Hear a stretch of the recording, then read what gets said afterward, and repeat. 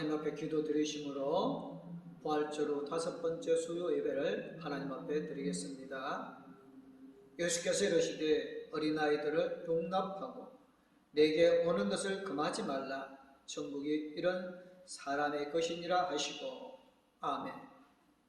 우리가 어린아이와 같아야 천국에 간다고 말씀하신 하나님 아버지, 오늘 어린이날에 순전한 어린아이의 마음으로 하나님께 예배드리게 하심을 감사드립니다. 거룩하신 하나님 앞에서 교만한 마음을 내려놓습니다. 어린아이와 같이 순결한 영혼으로 순전하고 신령한 젖을 사모하게 하여 주옵소서. 사랑하는 자녀들이 지혜롭고 강건하게 자라도록 은혜 더하여 주시옵소서. 오늘도 말씀을 들을 때 영혼의 양식이 되게 하시며 기도 드릴 때에 응답하여 주시옵소서. 어린이를 사랑하신 예수님의 이름으로 기도드리옵나이다. 아멘. 찬송 565장 하나님 앞에 찬양 드리겠습니다. 예수께로 가면 나를 기뻐요. 걱정 근심 없고 정말 즐거워. 예수께로 가면 나를 기뻐요. 나와 같은 아이 부르셨어요. 예수께로 가면 맞아주시고 나를 사랑하사 용서하셔요. 예수께로 가면 나는 기뻐요. 나와 같은 아이 부르셨어요. 예수께로 가면 손을 붙잡고 어디서나 나를 인도하셔요. 예수께로 가면 나는 기뻐요. 나와 같은 아이 부르셨어요. 오늘 우리에게 주신 말씀은 마태복음 18장 1절에서 4절 말씀입니다. 그때에 제자들이 예수께 나와 이르되 천국에서는 누가 크니이까? 예수께서 한 어린아이를 불러 그들 가운데 세우시고 이르시되 진실로 너희에게 이르노니 너희가 돌이켜 어린아이들과 같이 되지 아니하면 결단코 천국에 들어가지 못하리라. 그러므로 누구든지 이 어린아이와 같이 자기를 낮추는 사람이 천국에서 큰 자니라. 아멘. 찬송 570장 하나님 앞에 찬양 드리겠습니다.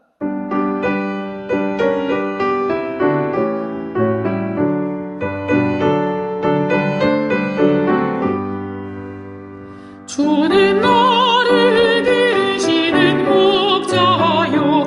나는 주님을 위한 어린 양. 푸른 풀만 맑은 시는 물가로 나를 늘 인도하여 주신다. 주는 나의 좋은 목자. 나는 그의 어린 양. 저를 따라 꼴을 먹여주시니 내게 부족함 전혀 없어라. 예쁜 새들 노래하는 아침과 너를 믿기는 밤하늘 사랑하는 나의 목자 음성이 나를 언제나 불러주신다. 주는 나의 좋은 목자.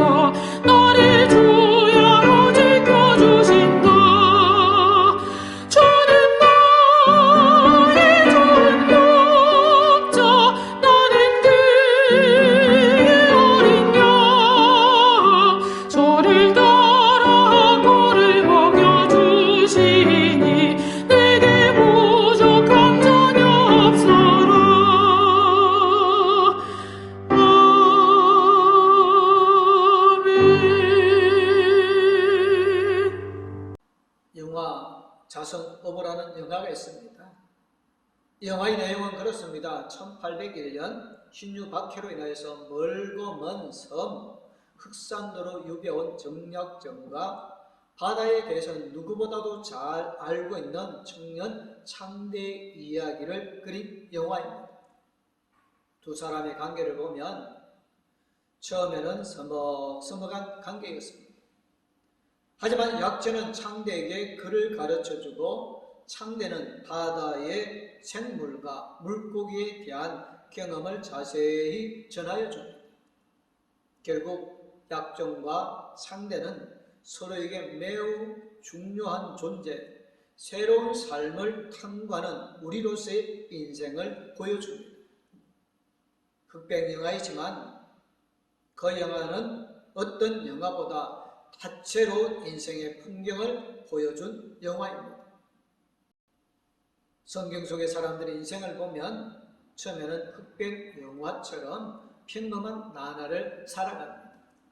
그러나 그들의 삶 속에 하나님이 임마누엘이신 예수님이 찾아가고 동행하심으로 무의미한 삶이 변해 축복된 삶, 열매 맺는 삶, 풍성케 되는 삶으로 변하여 갑니다. 오늘 어린이들의 인생에 주님이 모셔드리도록 해야 합니다. 흑백 영화 같은 어린 인생에 다채로운 주님의 은혜가 그려질 것입니다. 하루는 제자들이 예수님께 나와서 주님, 누가 천국에서 크니까? 라고 질문을 합니다. 여기서 크다는 말은 수와 양의 느낌을 갖는 것입니다.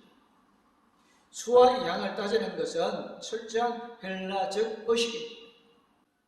오늘 구원받은 하나님의 백성으로서 사는 성도들은 행여나 천국에서 누가 큰 자인지를 말하는 것은 아무런 의미가 없습니다. 왜냐하면 천국은 계급에 따라 높은 자가 낮은 자 위에 군림하는 그런 세상적인 나라가 아니기 때문입니다. 예수님은 이 질문에 대한 답변을 하지 않으시고 갑자기 한 어린아이를 불러서 그 가운데 세우셨습니다. 사람들은 예나 지금이나 서열에 대해서 대단히 중요하게 여깁니다. 제자들도 예수님께 천국에서 누가 큰 자인지를 물었습니다. 유대사회는 어린아이를 사회의 최하신분으로 여겨서 무시했습니다. 그들은 어린아이를 모델로 세운 적이 없습니다. 그러나 예수님은 이 어린아이를 겸손의 모델로 세우셨습니다. 예수님의 제자들을 깨닫게 해서 모델로 세운 어린아이는 유아로서 나이가 7살 이하의 아이입니다. 이런 상대에 있는 아이는 아직 세상에 때묻지 아니하고 순수한 마음을 가진 사람입니다. 제자들의 질문에 예수님께서 의도적으로 어린아이를 모델로 세운 이유가 무엇이겠습니까? 태초에 하나님께서 사람을 창조하신 상황을 떠올려보면 이해가 쉽게 되어집니다. 사람의 모습은 창세기 1장, 2장의 모습과 창세기 3장 이후의 모습으로 나누어집니다. 창세기 1장, 2장에 나타나는 사람의 모습은 뱀의 유혹을 받기 전의 모습으로 창조시 하나님의 형상대로 지음받은 순수한 본래의 모습입니다. 이것이 선의 모습입니다. 3장 이후에 나타나는 사람들의 모습은 자신의 이익과 행복만을 추구하려는 모습이요, 자신의 의를 드러내려는 욕망의 모습입니다. 이것이 악을 알게 된 이후의 모습입니다. 따라서 하나님의 형상을 회복하지 못한 제자들의 질문은 당연한지 모릅니다. 예수님, 천국에서 누가 큽니까? 이 질문의 배경은 마가복음 9장 33절, 34절에 잘 나타나 있습니다. 제자들이 가버나움으로 오는 도중에 누가 큰 자인가에 대하여서 논쟁을 벌였습니다. 가만히 듣고만 계셨던 예수님께서 가버나움에 도착하여 집에 계실 때에 제자들에게 물으셨습니다. 너희가 길에서 서로 토론한 것이 무엇이냐? 제자들은 아무 말도 하지 못하고 잠잠하였습니다. 그것은 그들의 길에서 누가 큰 사람이냐 하는 것으로 서로 다툼이 있었기 때문입니다.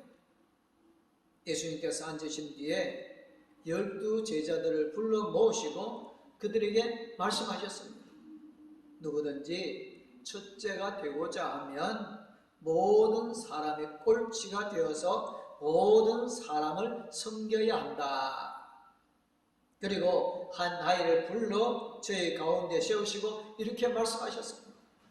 누구든지 내 이름으로 이런 어린아이 하나를 영접하면 나를 영접하며 누구든지 나를 영접하면 나를 보내신 이를 영접한 것이다.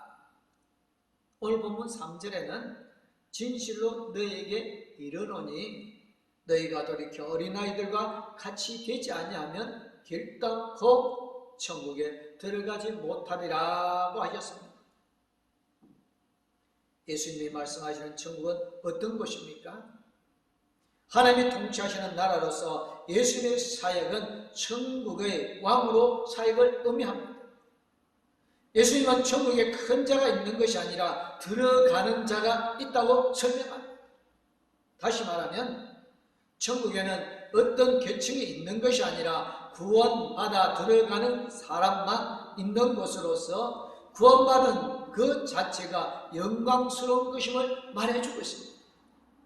그런데 제자들은 예수님의 메시아 사역에 대해 오해와 무지로 그대로 드러났습니다. 제자들은 유대적인 메시아상, 즉 정치적 왕적 메시아 사상을 가지고 있었습니다. 예수께서 가이사랴 빌립보에서 베드로의 신앙 고백을 받아들이고 메시아적 영광을 보여주셨을 때 제자들은 예수님께 곧 로마 제국을 멸망시키시고 예루살렘의 새 왕국을 건설하셔서 열방을 통치하실 것이라는 기대를 가지고 있었습니다. 따라서 예수님께서 건설하실 새 왕국에서 누가 더 큰 지혜를 얻을 것인가가 제자들의 관심사였습니다. 특별히 성전 세례에 관련하여 예수께서 제자들을 하나님의 자녀들로 인정하신 말씀은 제자들로 하여금 새 왕국에서 누가 더 크냐의 문제를 논쟁거리로 만들기에 충분하였습니다. 하루는 성전세를 거두는 사람들이 베드로에게 다가와서 당신의 선생님은 반세계를 내지 않느냐라고 물었습니다. 베드로는 내신다라고 대답하였습니다. 그리고는 베드로가 집에 들어갔습니다. 예수님께서 먼저 말씀을 꺼내십니다. 시몬아, 네 생각에는 어떠냐? 세상 임금들이 누구에게 관세와 국세를 받느냐? 자기 아들에게냐? 타인에게냐? 베드로는 타인에게니이다 라고 대답하였습니다. 그 당시 성전세를 내야 하는 대상은 유대인 20세 이상부터 50세까지 모든 남자가 매년 내는 세금입니다. 금액은 2 드라크마로서 당시 양 2마리의 가격이요 소 반마리의 가격입니다. 납부 시기는 태양력 2월 3일경 15일쯤 됩니다. 성전세를 내야 하는 유대인들의 남자들은 누구나 해당되지만 그러나 성전세를 거두는 사람이 예수님께 성전세를 내라고 하는 경우에는 주인집에 새들을 사는 사람이 주인에게 새를 내놓으라고 하는 것과 같은 경우입니다. 이때가 시기적으로 6월절 한 달 전의 일이고 예수님이 어린 양으로서 십자가에 못 박히기 전 한 달 전 일입니다. 시대적 상황을 보면 예수님께서 제자들에게 인자가 장차 사람들의 손에 넘기워 죽음을 당하고 제3일에 살아나리라고 말씀하실 때 예수님은 제자들에게 자신이 죽게 된다고 기뜸해 주었습니다. 그렇다면 제자들은 스승의 죽음에 대해서 서로 의논해야 마땅함에도 불구하고 예수님의 죽음에 대해서는 생각조차 하지 아니하고 오직 자신들의 유익을 위하여서 다툼을 벌인 것입니다. 이런 사실을 보면 그 당시 제자들의 관심이나 오늘날 믿는 자들의 관심은 다른 사람보다 더 높아지려고 하는 것과 자기 이름을 내려고 하는 것입니다. 이런 생각들이 바로 타락한 본능이 가져다 주는 생각들입니다. 제자들의 다툼은 왜 일어난 것이겠습니까? 천국에 대한 잘못된 이해 때문에 일어났습니다. 제자들의 처지에서 본다면 누가 중요한 자리를 차지하는가 하는 중요한 문제였습니다. 마태복음 17장 1절을 보면 베드로, 야고보, 요한 3명의 제자는 12제자의 대표로서 특별한 대우를 받으며 활약을 하고 있었습니다. 그런데 왕국이 건설되면 서열이 어떻게 정해질까 궁금해질 것이었습니다. 제자들이 이런 생각을 하게 된 배경은 예수님께서 왕권을 가지고 오셨다고 생각했기 때문에 예수님을 정치적인 메시아로 이해하였던 것입니다. 제자들은 예수님이 하시는 말씀을 들으면서 천국에도 이 땅에서와 같은 1등, 2등, 3등 서열이 있다고 생각한 것입니다. 사람이 세상에 살아가는 방법이 크게 두 가지로 나눌 수 있습니다.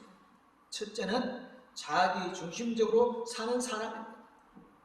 이런 사람들은 자신만의 이익과 행복을 추구하며 살아갑니다.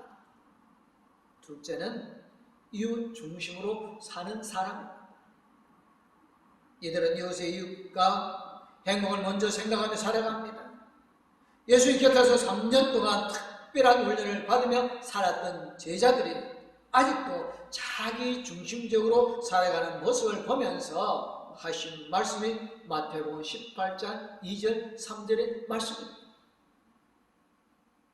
진실로 너에게 이르노니 너희가 돌이켜 어린아이들과 같이 되지 아니하면 결단코 천국에 들어가지 못하리라.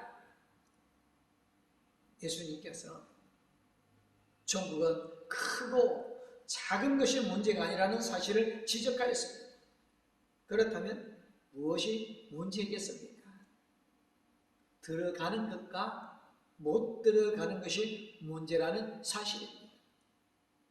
제자들 향한 예수님의 요구사항은 무엇이었습니까? 돌이켜. 이 단어는 마음의 변화, 생각의 변화, 삶의 변화를 요구하는 말입니다. 이런 어른의 마음에서 어린아이의 마음으로 바꾸는 것으로 창세기 3장 이후의 마음에서 창세기 1장 2절의 마음, 즉 사단의 미혹받기 전 본래의 창조의 모습, 하나님의 형상대로 지원받음의 모습을 말하는 것입니다. 예수님께서 보신 제자들의 모습은 어떠하였습니까? 지금 예수님 앞에 있는 제자들의 모습은 처음 지원받은 어린아이들과 같은 순전한 마음이 아닙니다. 죄로 인하여서 변절되어진 모습입니다. 지금 제자들이 행동하는 것을 보면 첫째, 뱀의 지혜, 창세기 3장에 나오는 나쁜 생각을 사용하고, 둘째는 자신의 삶과 경험 속에서 습득된 지식을 사용하고, 세 번째로는 하나님께서 창조하신 자연의 순리를 보면서 원칙을 주장하고 있습니다. 이런 제자들의 행동은 모든 것을 자신의 이성으로 평가하고 판단하는 오염된 삶으로 변질된 것을 알 수 있습니다. 이런 삶의 생명력이 없습니다. 그래서 예수님께서 제자들에게 돌이키라고 말씀하신 것입니다. 사람은 처음 지원받았던 본래의 순전한 모습으로 되돌아갔을 때에 하나님의 진정한 뜻을 발견하게 되어집니다. 어린애들과 같이 자신을 낮추는 사람, 자신을 낮추는 사람은 섬기는 자를 말하는 것입니다. 섬기는 사람의 생각은 자신의 지혜가 창조주 하나님의 지혜에 도달하지 못함을 인정하는 사람입니다. 이런 자기 자신의 신분과 위치를 바로 아는 사람입니다. 이런 사람은 하나님께 영광을 돌릴 수 있게 되어집니다. 어린 아이들은 어떤 마음을 가지고 있습니까? 오염되지 않는 순수한 마음을 가지고 있습니다. 첫째, 어린 아이들은 자신의 유익을 위해 다른 사람들을 이용하지 않습니다. 남을 이용하려는 생각은 뱀의 강교함인 것입니다. 둘째, 어린아이들은 자신의 경험 속에서 터득된 지식이 없기 때문에 부모님을 적극적으로 의지하고 신뢰하며 바라보고, 셋째는 어린아이들은 자신을 주장하거나 자신의 이름을 내려하지 않습니다. 이런 아이의 마음과 같은 삶을 예수님께서는 요구하고 계십니다. 오늘 우리들을 향한 예수님의 요구는 무엇이겠습니까? 지금까지 우리는 헬라적인 사고 방식으로 어린아이들과 같이 되자, 이 말을 도덕적 관점으로만 접근합니다.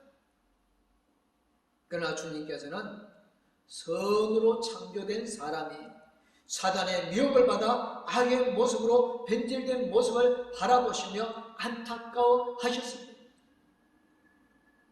우리는 어린아이들을 바라보시며 제자들에게 태초에 선으로 창조된 본래의 모습으로 돌아가라는 주님의 말씀을 다시 한번 되새겨야 합니다. 나아가 어린아이들에게는 하나님의 말씀을 잘 양육하고 우리 자신은 악을 버리고 태초에 창조된 선으로 돌아가기를 힘쓰는 성도들이 되어주시기를 주님의 이름으로 축원합니다.